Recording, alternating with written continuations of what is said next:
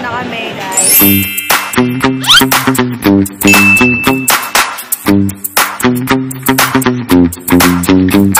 Terminal. Ang sabi na, saan ka daw? Dito. Hello. Ayan. Ayun. Papasok na tayo. Update ko kayo mamaya.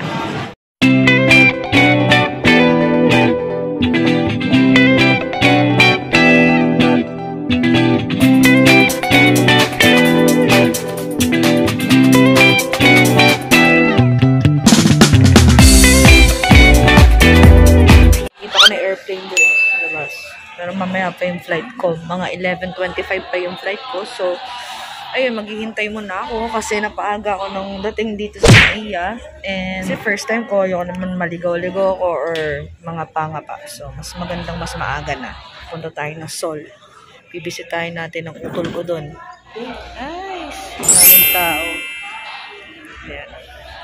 So, waiting lang ako dito. Yung gate ko nandun pa sa kabila. So, update ko na lang kayo mamaya, guys.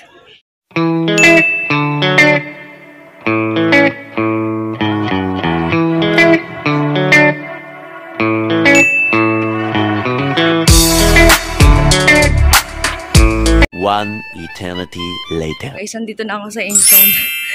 Ayan, nahanap ko yung baggage ko. Yun siya. Oh my God. Ay, salamat. Nakita ko na. Ayan siya, guys. Baggage. Ay.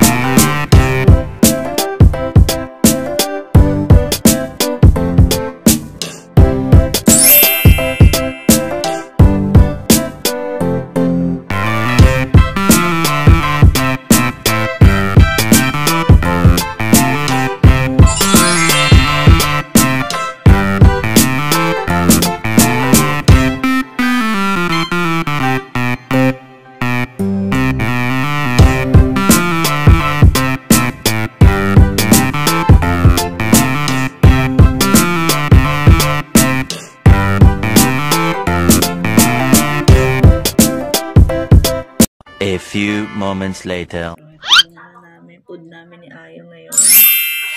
Ayong. Ano, the YouTube is ano?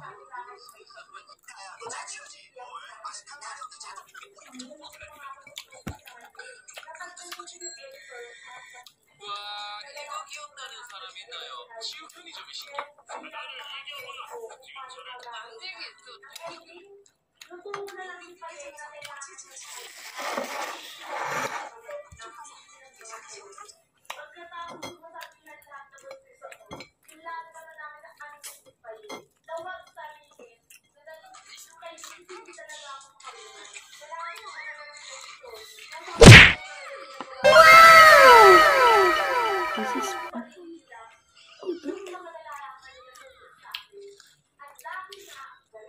Tapos? Ay.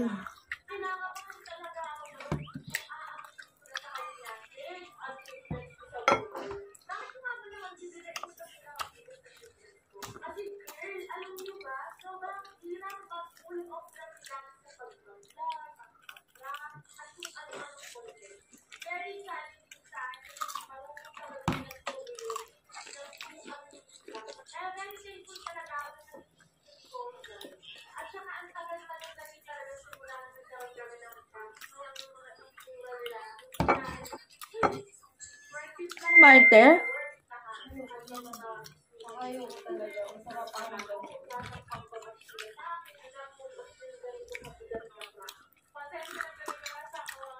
Ano kaya hinalo nila dyan sa ano?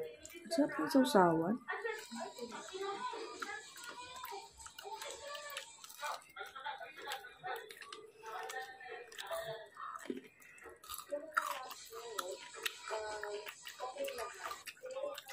It's very shy.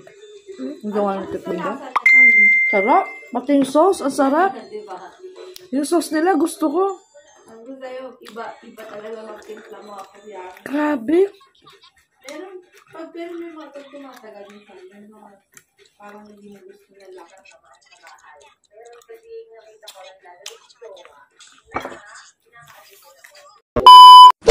Hi, this is me, Jana Chachi, and you're watching me. Guys, welcome to my vlog.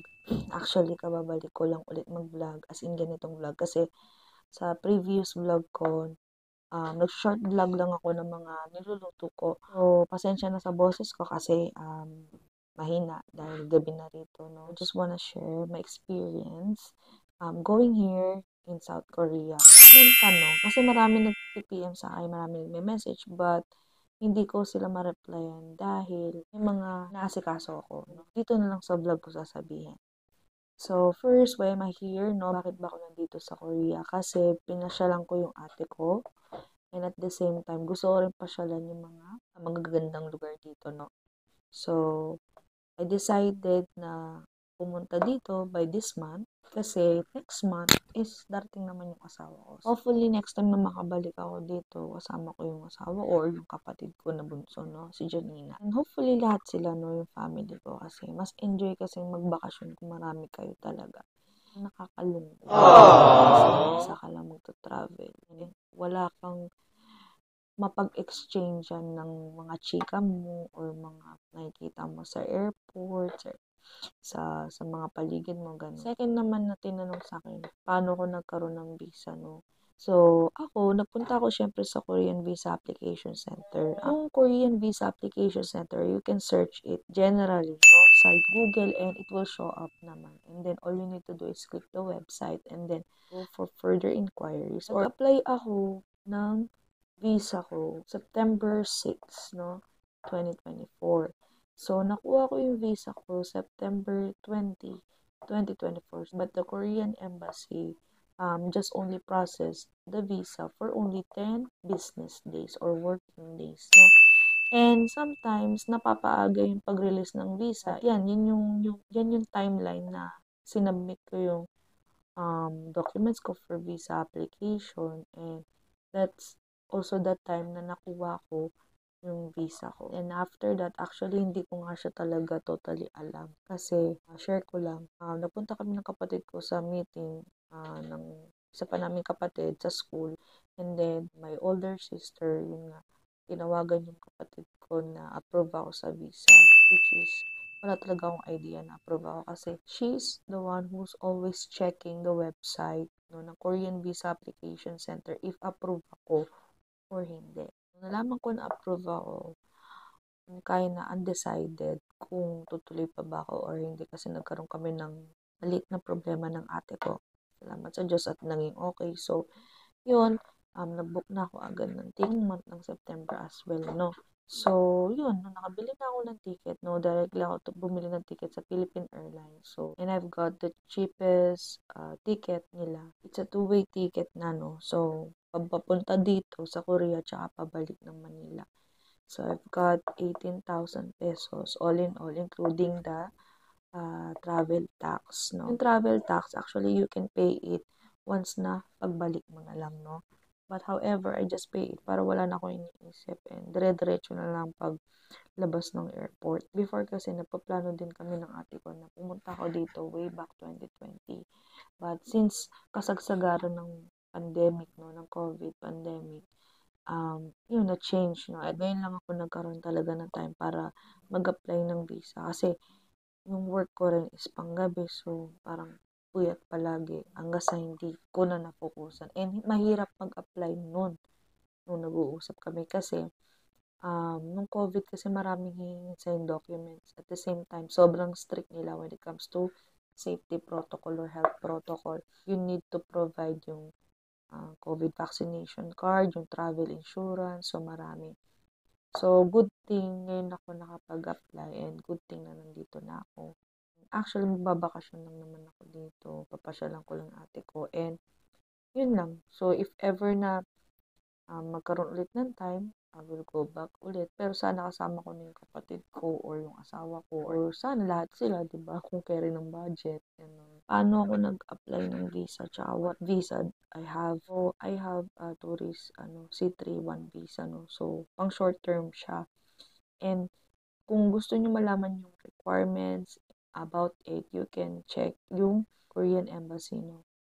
Para makita nyo doon yung mga list of requirements. Kasi may iba't iba silang category when it comes sa visa. Kasi meron doon mga visa na for work, for student, for tourist, or pleasure. So, yun, marami makikita. Tsaka yung kasi ma-misinform kayo kasi baka may mga documents ako hindi ako nabanggit. So, diba?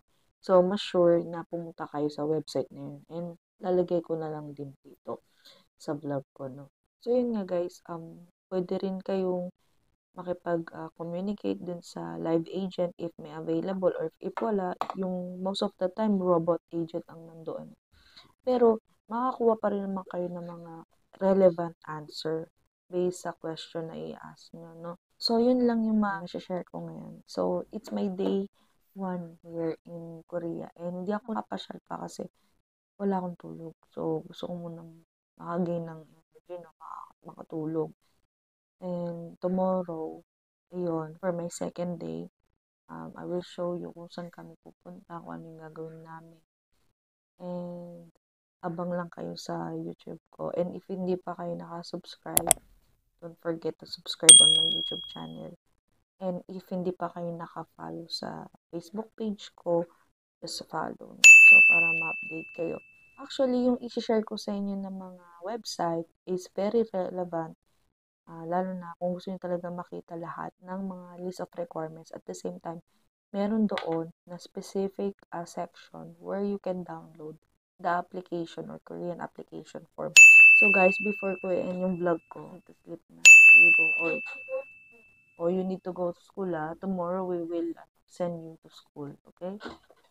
Okay. Pray before you sleep. Okay? So, there is no nightmares or monster. You know what I mean? So, you should pray. Okay? Huh? You heard weird sound. Are you praying? No. Are you praying before sleeping? You should pray before sleeping because praying will help you to cast away the bad dreams, the nightmares, the weird sounds. Huh? Yeah, God. God will send one of His angels so that angel will protect you while you're sleeping. Okay? So, yun, matutulog na siya. Bukas ko na lang siya papunta. Antok na rin talaga ako. So, until on my next video vlog, this is me, Chana Chachi, signing out. Ciao!